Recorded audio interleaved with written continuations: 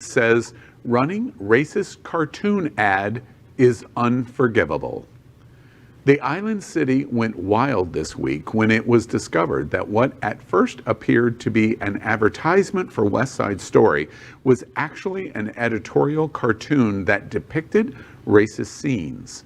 In an op-ed published today by Norm Kent, he explains, quote, "On page 25 of the South Florida Gay News, we did not have an ad for West Side Story.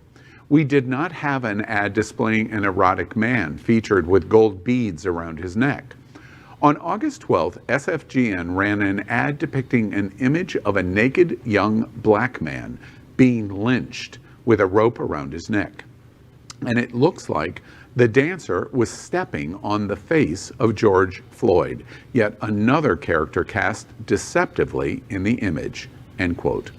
The cartoon was apparently submitted by a trusted advertiser of the paper, and due to Norm Kent's recent brain surgery and following treatment for COVID-19, along with several other staff members, or traveling related personnel issues, according to the paper, the ad was not checked before the paper ran.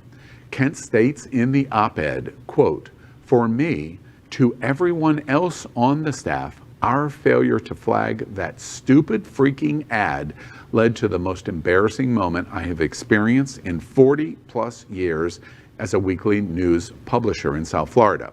That's right, over 40 years, end quote. He ends with this promise to do better, quote, "We will use this as a learning moment and do better next time. If we make better decisions, we can expect better outcomes, happier endings, and newer beginnings. At SFGN, we have written hundreds of stories over thousands of pages, these past 10 years. We expose the naked city with all its wins, warts, and wounds. This week, it's us, our screw up. We own it. But that's all she wrote, folks. Now we have another paper to put out," end quote.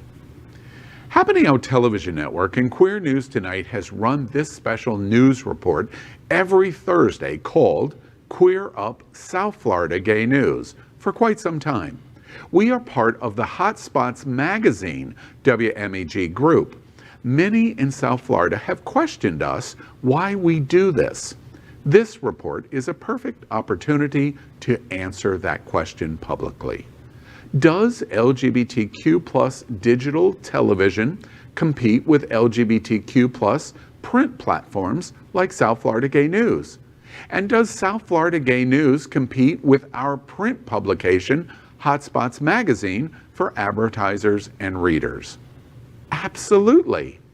But at the end of the day, our LGBTQ plus community is far more important than that competition. If the South Florida LGBTQ plus community thrives and grows in pandemic, we must recognize that we all work together. We support each other. That is why we are proud to support South Florida Gay News and their new issue every Thursday. Norm Kent, however, does get one thing wrong in this week's op-ed. Mistakes happen, and mistakes can be forgiven. It seems to Queer News Tonight you look at all of the actions that LGBTQ plus South Florida community has come to expect from Norm Kent's leadership. And yes, we make the joke, it's been 40 years. South Florida Gay News is on stands today. Wow. Yeah, that's very interesting. It was a very interesting story. The obvious is offensive, right? Yeah. And the first thing that I thought was, well, this is why inclusion is important, right? Because somebody in San Francisco, wherever this society is, you know, if you have a diverse group like we have sitting around there, I'm not from Palestine or wherever your dad is from, but you would catch something, right? And go, hey, Paul, you know, in my country, that's offensive. Right, and that's why it's so important for all of us to be involved. And it looked to me like it's probably not a very diverse group out there, and it's probably not a very diverse group at South Florida Gay News either. Yeah. Right. For some reason, the people in California, that society, that weird society, felt very comfortable to send that to South Florida. They were trying to make the point that West Side Story in the 50s and what happened to the Latin community, to the brown and the black community. The entire movie and the entire story, the Broadway show, was racist. And they seem to go a little awry in terms of the real problem in that is that the satire they were going for doesn't fit with the anachronistic way that it's presented. It's out of time and out of place, and it doesn't communicate. Yeah, like I agree with, West Side Story, ignoring some realities, especially the realities of Afro-Latinos at the time in those neighborhoods. But it wasn't done correct. I think more than anything, it's the artwork. Because we've seen racist ads on newspapers. Right. The New York See Times them all the time. always allows people to post whatever they want. But the artwork was what drew the line. Also, what's George Floyd doing? I get he's, represents the violence against black people. But what is he doing there if it's West Side Story and it's for Latinos? It's about housing and in the 50s. Right. The other problem I have is with the apology from this guy. That was horrible. That was not an apology. For me, what he did is he centered himself. He made himself out to be a victim. And then he was like, and we should just move on because we got other papers to do. He never spoke to any community that might take offense to that. He never said, you know what, we want to reach out and we want to hear from people and we want to learn and make sure. He said, we're going to take this as a learning experience and move on. Right. How are you going to learn? Right? Who are you talking to? Well, his whole apology was him being a victim and not taking responsibility. That's probably one of the most, that was more offensive than the artwork to me. Art can be art. What he said was incredibly offensive. And 40 years, like, who is his readership? Does he have a big black and brown readership? He's bragging about his 40 years, but who's reading? Yeah. And why, like, I don't know. He was way out of. So from your perspective, the forgiveness of making a mistake is not sufficient for you. That's the point. Absolutely, it's possible, but that's not what he was saying. Yeah. What he was saying is, I'm the victim. A lot of people. They said that they were going to donate the money that they made off the advertisement to an organization. But the thing is, although that is the right thing to say, it just seems like damage control to me. Yeah. It doesn't seem like an authentic apology. It doesn't seem like something genuine. But even further than that, how did this make print? Like, just looking at the imagery for less than 1 second, you're like, this is not right. It takes one, just look at it for 1 second. If you read the report that, the information we got, it went through like 3 people. It could have gone through one person. So, forget about this editor who spoke out. It went through another 3 to 4 people who were responsible for putting that on. So none of them picked up on the connotation, or they're blind to it, or like you said, there's no diversity. Well, so at no point was there a person or did they just care about the money? Maybe I'll just say that if you're looking for a new executive editor, I'm always available. I want to voice up a little bit of a different perspective, because I can see myself being in this situation, to be honest with you. This resonates with me. The problem that we have in the LGBTQ community in South Florida is we're all small, resourced businesses. Right. Almost every business, whether it's a nonprofit, a media entity, whatever it is, a bar, even our own LGBT restaurants, we're small, and things escape easily. And I think that's what happened here. One of the things that is interesting to me is I think I take Norm Kent's response as sincerity. I honestly do. Mm-hmm. And I think that the issue there is that there's shock that this happened. But I think the most important thing that came beyond any of the words was the action that took place immediately. The moment they realized what happened had happened, it was an all stop on the publication to pull the publication. The publication could not be found in short order the moment that they found it, and pulled the publication and had a complete reprint of the newspaper. That is an action step to say, wait, a gigantic mistake has been here. Plus the issue of not wanting to be associated with the money for the advertisement.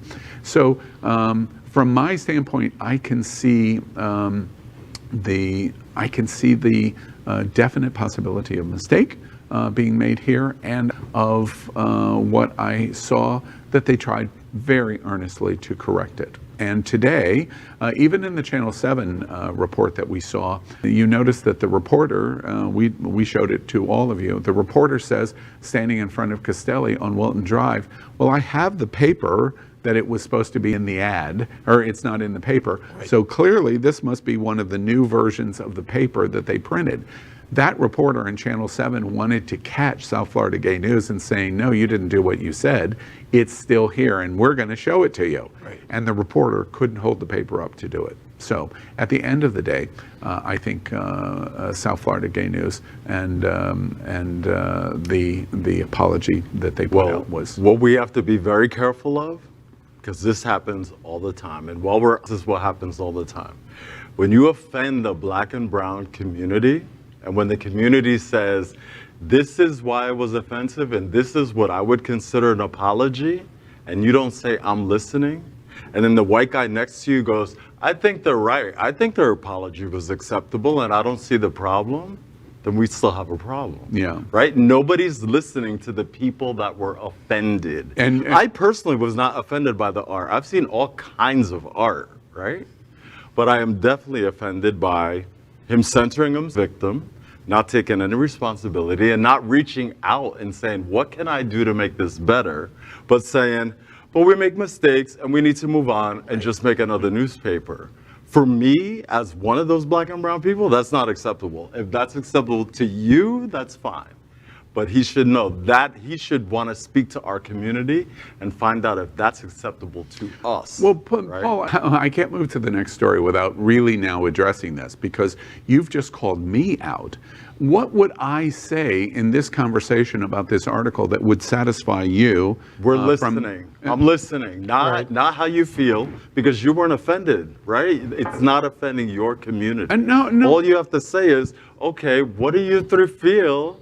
And okay, we're listening to you. How can we make it better? Paul, that's know that is not true, because first, when we did this through this story, we wouldn't even show this image without you introducing the image. Yeah. We waited for you. Yeah. So that indicates this image is highly offensive, and we're listening in terms of how offensive this was because until you talked about it. Right. So you know, in terms of what you've just said, in that I'm in some way not listening to the issue here. If that's what you're implying, that's what I'm hearing you say. No. That's not what I'm saying. Okay. You said, what would my response be? You said, what would be an appropriate, right. You said, what would an appropriate response be? I said, just to say, okay, we're listening to you. That's all. You don't have to have a response. Well, you didn't do anything. Community is clearly listening to this issue because we've been talking about this for 19 minutes. Okay. We're clearly listening to this. Yes. Okay. All right. I think we're not hearing what each other one is saying. Okay. All right. Because I'm not saying you. Okay. That's the whole thing. Okay. All right. Yeah. All right. Yeah. LGBTQ plus news is vital for our community and for the broader world as a whole. We have enough enemies at Fox News. Tucker, Sean, and Laura are loud. We need passionate allies. Happening Out Television Network, Queer News Tonight, and It's Happening Out are literally out of the closet and into the headlines. Our community needs your support. Like this broadcast and subscribe now to ensure the growth of the entire